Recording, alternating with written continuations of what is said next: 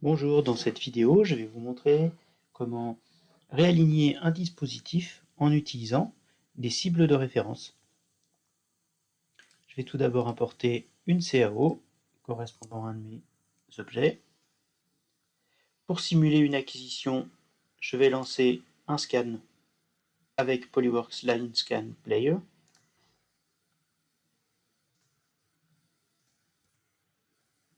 Démarrer le scan. Voilà. Cela va simuler ce qui se passerait si je démarrais une acquisition sur un objet et que, en cours de route, je me rends compte que j'ai besoin de bouger mon dispositif pour ajouter des informations, des palpages ou des scans à ma session de travail.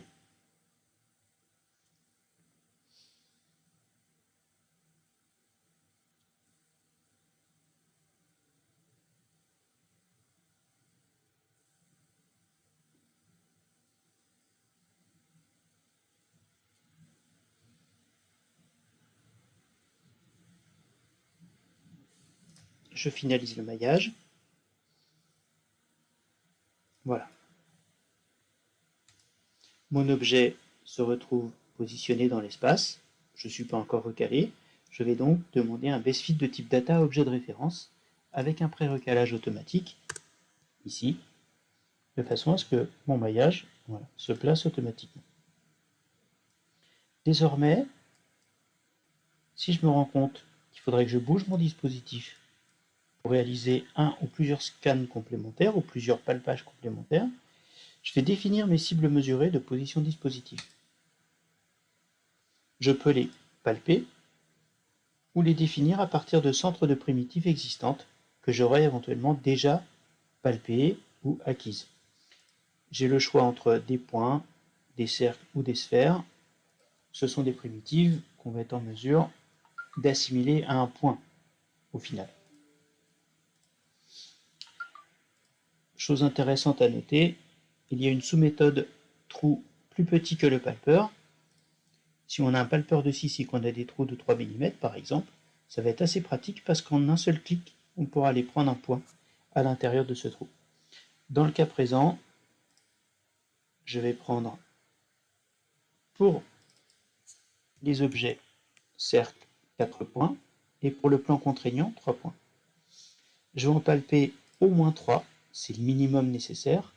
En pratique, il est recommandé d'en prendre plus, 4, 5, 6 ou 7, de façon à ce que si un des objets de référence, une des cibles de référence bouge, si ce sont des nids quand on utilise un tracker et qui sont collés, ou si ce sont des trous sur un objet qui s'est avéré un petit peu mobile ou sur une zone de la pièce un petit peu flexible, le fait d'en avoir plus permettra d'en supprimer qui ne sont pas bons pour calculer notre alignement.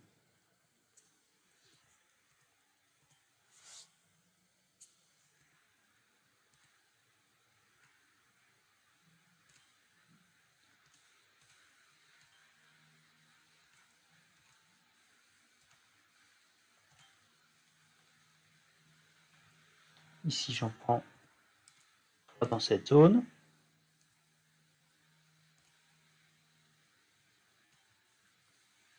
Je vais également rajouter cela.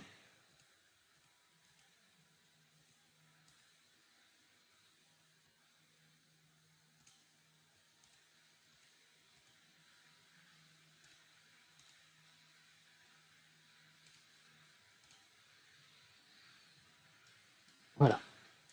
J'ai défini ma position 1 et défini mes 5 cibles pour ma position 1. Si d'ores et déjà je souhaite en supprimer une, pour une quelconque raison, elle n'a pas été correctement palpée, elle est sur une zone qui finalement ne me plaît pas, je peux toujours la désactiver, il n'y a aucun problème. Ensuite, je vais déplacer mon dispositif, donc je peux dire déplacer le dispositif, je vais le déplacer en position 2, et la méthode de recalage, ça va être sur des cibles, et il va falloir que je repalpe mes cibles, étant donné que toutes mes cibles ici ont été définies en mode appariement automatique, Cela signifie que je n'ai pas à m'occuper de l'ordre dans lequel je palpe mes entités. Simplement, Polyworks va être capable de retrouver quelle est la cible que je suis en train de palper tout seul, même si j'ai déplacé mon dispositif. Comment cela fonctionne? Simplement, il analyse les distances entre les différentes cibles, et si ces cibles sont réparties de façon un petit peu aléatoire sur mon objet, il n'y a aucune distance qui est égale entre chacune des cibles. Très bien.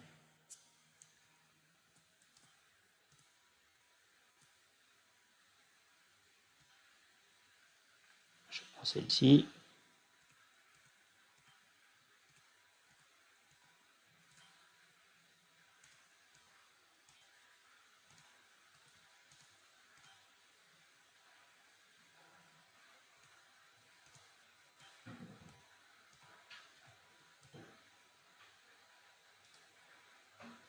J'ai fait une erreur de palpage, je vais donc reprendre mon entité.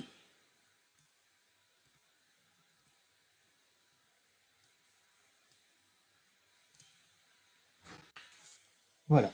Je peux très bien m'arrêter là. Ça suffit d'en avoir palpé 4.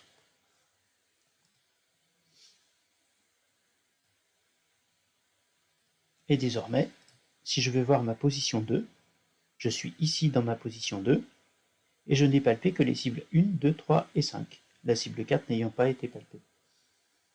On peut retrouver ici les différents écarts, et par ailleurs, les déviations relatives à chacun de ces écarts, ce qui peut me permettre d'en désactiver une ou une autre, voire de ne pas prendre le Z pour la cible 5, par exemple, ce qui fait que mes écarts deviennent bien meilleurs, avec un RMS inférieur à 1/10.